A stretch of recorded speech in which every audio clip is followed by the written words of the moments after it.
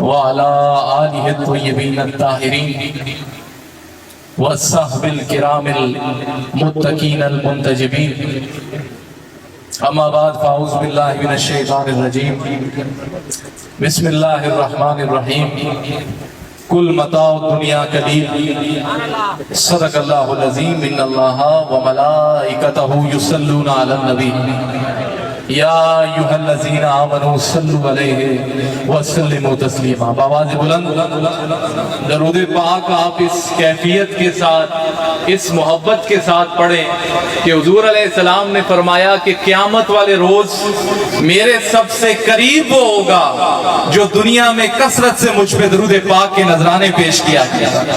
تو بلند آواز سے پیچھے تک سارے اب آپ درود شریف میں شامل ہو جائیں. اللہم صلی علی سیدنا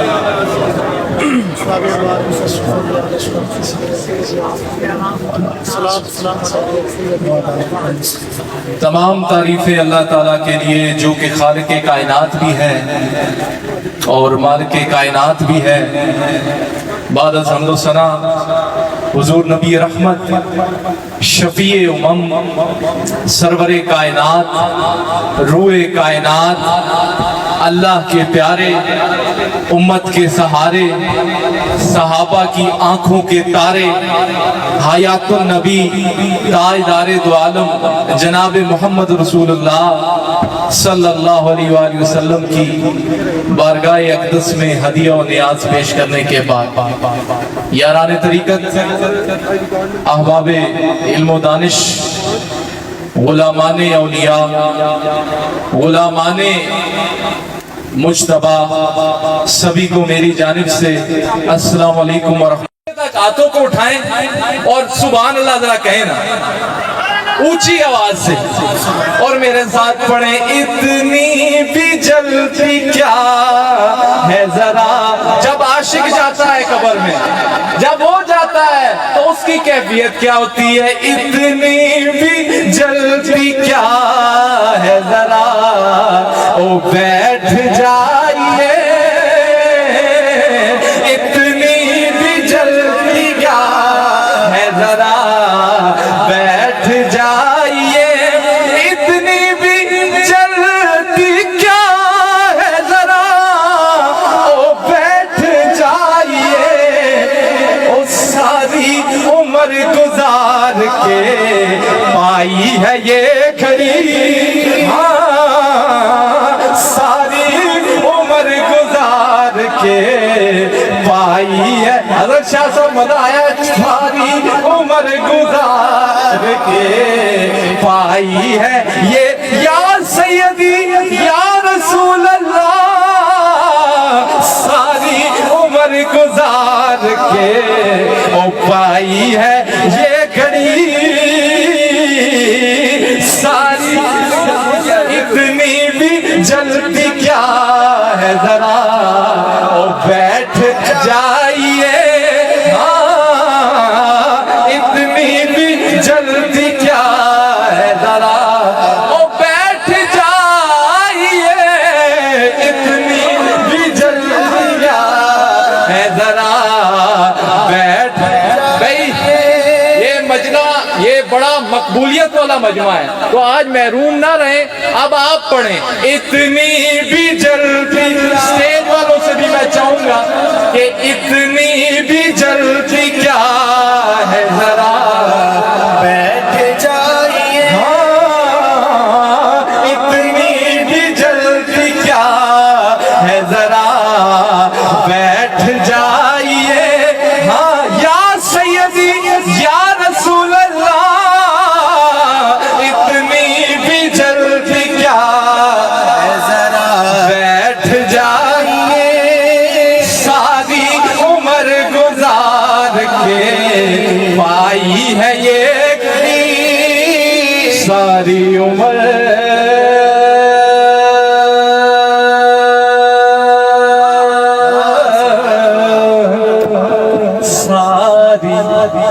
عمر گزار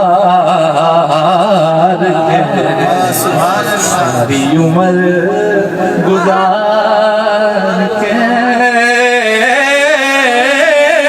ساری عمر گزار کے پائی ہے یہ گھڑی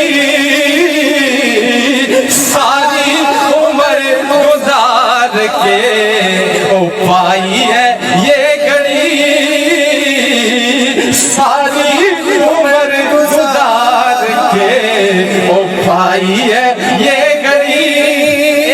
ایک اور عاشق کیا کہتا ہے؟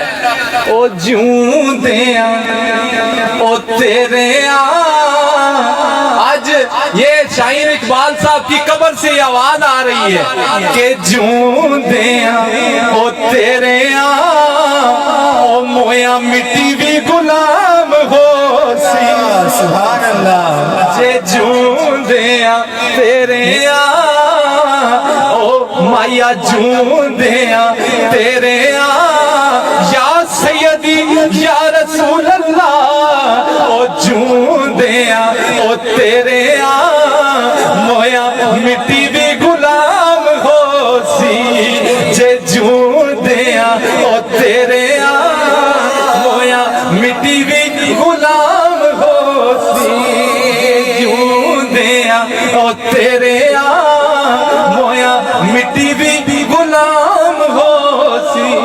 تو یہ ذات ہے ان کی، یہ ایسی عظیم شخصیت ہے کہ جو مشائخ کی محبوب شخصیت ہے، جو مشائخ کی محبوب شخصیت ہے۔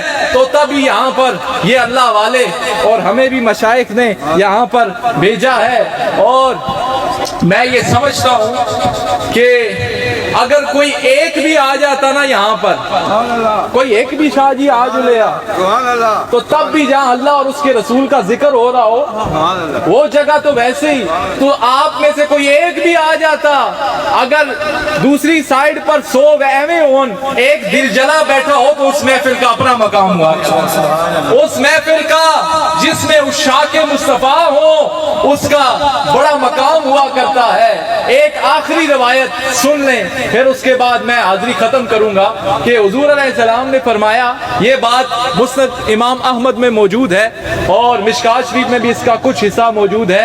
حضور علیہ السلام نے فرمایا کہ ایک شخص جب اپنا مقام جنت میں بلند دیکھے گا، اپنے اسٹیٹس کو بلند دیکھے گا، تو وہ رب کی بارگاہ میں عرض کرے گا، اے مالک میں نے اپنی زندگی پر نظر دوڑائی ہے، مجھے تو اپنی زندگی کے اندر ایسا کوئی عمل نظر نہیں آتا، اے میرے مالک یہ جو میرے مقام کو بلند کر دیا گیا ہے جنت میں، میری زندگی میں ایسا مجھے کوئی عمل نہیں، اس کی وجہ کیا ہے؟